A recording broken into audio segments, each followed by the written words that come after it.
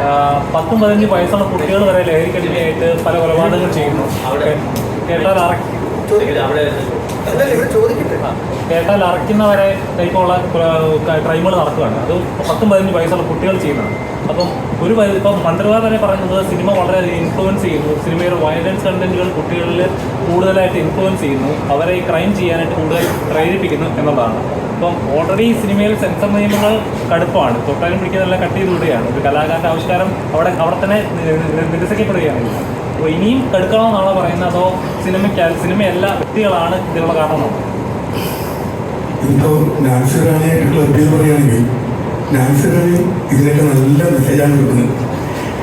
Nancy റാണിയെ നമുക്ക് ഇങ്ങനെ മനസ്സിലാവും. പിന്നെ ചോദ്യത്തിൻ്റെ ഉത്തരത്തിലേക്ക് വരികയാണെങ്കിൽ വ്യക്തിപരമായി സെൻസർഷിപ്പിന് എതിരായിട്ടുള്ള ഒരു വ്യക്തിയാണ് ഞാൻ.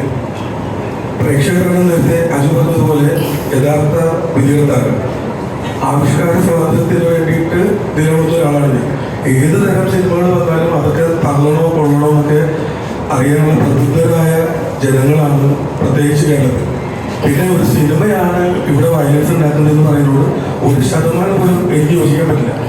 സിനിമ ബഹുഭൂരിപക്ഷം സിനിമകളും നന്മയുള്ള ഹീറോയുടെ കഥകളാണ്. അതൊന്നും ആൾക്കാരെടുക്കാത്തല്ല. ഏതെങ്കിലും ഒരു സിനിമ വയലൻസ് കാണിക്കുമ്പോൾ നമ്മുടെ സമൂഹത്തിലുണ്ടാകുന്ന വയലൻസുകളെ അതുമായിട്ട് കണക്ട് ചെയ്യണം.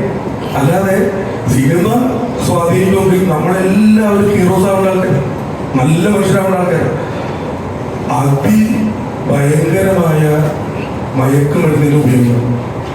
പിന്നെ ഈ ന്യൂക്ലിയർ ഫാമിലിയിലെ ഇപ്പോൾ കുട്ടികൾ വിദേശത്തേക്ക് പോകാൻ ആഗ്രഹിക്കുന്നത് ഇവിടെ തൊഴിലില്ലാത്തവർ മാത്രമല്ല, അവരുടെ ഒരു ഫ്രീഡത്തിൻ്റെയും കൂടി ആവശ്യമുണ്ട്.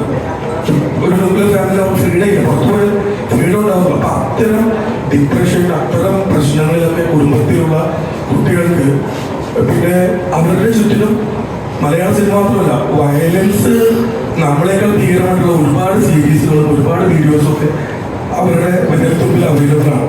അപ്പം അത് മലയാള സിനിമയെ മാത്രം കുറ്റപ്പെടുത്തുന്നതിനോട് യോജിപ്പില്ല.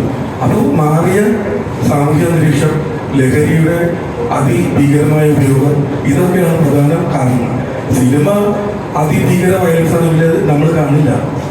ഇപ്പോൾ ഈ പറയപ്പെടുന്ന സിനിമ നമ്മുടെ കുട്ടികൾക്ക് അല്ലെങ്കിൽ ചെറുപ്പക്കാർക്ക് ഞങ്ങളുടെ ഒരു ജനറേഷനിലുള്ള പോലെ പോലും ഒരു വയലൻസ് ആയിട്ട് ഫീൽ ചെയ്തിട്ട് പോലുമില്ല. നമ്മൾ അവിടെ ചോദിക്കുമ്പോൾ അതൊക്കെ എന്തിനാണോ വെച്ചിട്ടുണ്ടോ. അപ്പം അതുകൊണ്ട് സിനിമയെ പറ്റി പറയേണ്ടതാണ് എൻ്റെ അഭിപ്രായം. കാരണം വെച്ചാൽ ഇപ്പൊ ഒന്നും കിട്ടാത്തതുകൊണ്ട് സിനിമ പറയാം എന്നുള്ളത്. കാരണം ഒരു സിനിമയുടെ നെഞ്ചത്തോട് ആർക്കും കയറാലോ. അപ്പോൾ എല്ലാത്തിനും അടുത്തൊരു സിനിമ അത്രയല്ലേ ഉള്ളൂ. എന്ത് സംഭവിച്ചാൽ മുഖ്യമന്ത്രി രാജിനാമ